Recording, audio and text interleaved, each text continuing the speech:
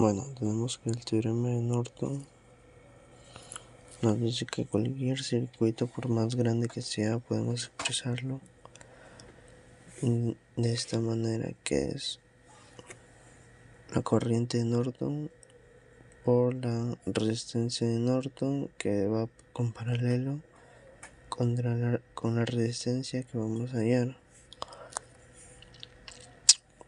Ahora, ¿qué nos dice el teorema? Nos dice que la resistencia de Norton, las fuentes de voltaje, hacen corto, o sea, ponemos simplemente como si fuera un cable. Reemplazamos la fuente de voltaje por un cable. Ahora las fuentes de corriente, o sea, las que dan amperaje, los abrimos, cortamos y nos debe dejar abierto. Ahora la resistencia, la que en los puntos en los que vamos a hallar, en este caso, en esos dos, se abren, se queda abierto.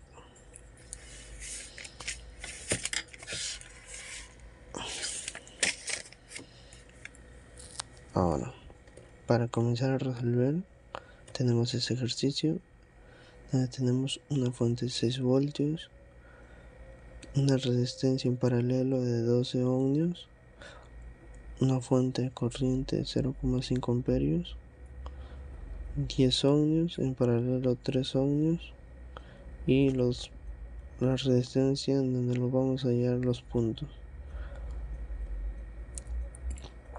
En este caso vamos a hallar la intensidad en 4R, o sea, entre A y B, el voltaje 4R y la potencia.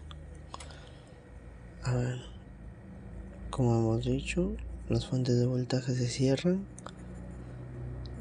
las resistencias se dejan tal y como están y las fuentes de corriente se abren.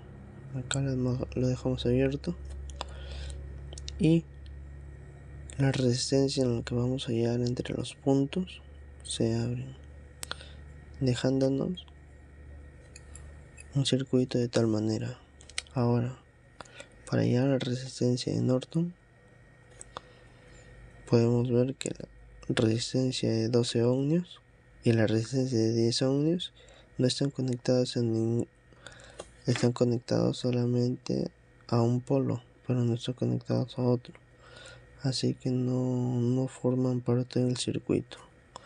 Los que sí forman parte del circuito son la resistencia de 3 ohmios y la resistencia de 6 ohmios, las cuales están en serie, así que solamente se suman y la resistencia de Norton nos da que es 9 ohmios. Ahora queremos hallar su intensidad en este punto, la intensidad que pasa por esta malla.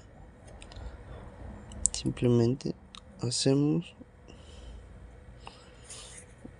ahora sí tenemos que analizar en el circuito completo, no hacemos nada más. Hacemos divisor de corriente, en el cual tenemos que IN, o sea el que va a pasar por acá, es igual al I total en este caso sería 0,5 amperios, ya que por acá viene y acá es donde se reparte por acá y por acá, entonces sería 0,5 amperios por 3 por esta de acá, por la de al frente, y la sumatoria de estas dos resistencias, o sea de 3 entre 9, y la corriente total, la corriente de Norton, nos sale un valor de 0,167 amperios. Ahora ya tenemos la resistencia de Norton y tenemos la corriente de Norton. Graficamos para poder hallar. La resistencia de Norton es 0,167 amperios y la resistencia de Norton es 9 ohmios. Entonces, como dijimos en el primer principio, el teorema nos dice que es la resistencia de la intensidad de Norton va en paralelo con la resistencia de Norton y la resistencia a la que vamos a hallar. Entonces tenemos los dos valores y solamente nos queda poner en paralelo con la resistencia a la que vamos a hallar, o sea, esta parte de acá. Lo demás simplemente es cálculos para hallar. Primero comenzamos hallando la intensidad, los cuales los valores ya tenemos. Hacemos un divisor de corriente que vendría a ser el I total, el que está pasando por acá. Acá se reparte acá, se reparte acá. Entonces el divisor total es 0,167 amperes por 9, que es su resistencia, y sobre la suma de estas dos resistencias nos da un valor de 0,115 amperes. Luego con esto ya podemos hallar la potencia. La potencia viene a ser la intensidad al cuadrado por la resistencia. Entonces sería 0,115 al cuadrado por 4. Vendría a ser una potencia de 0,0529 watts.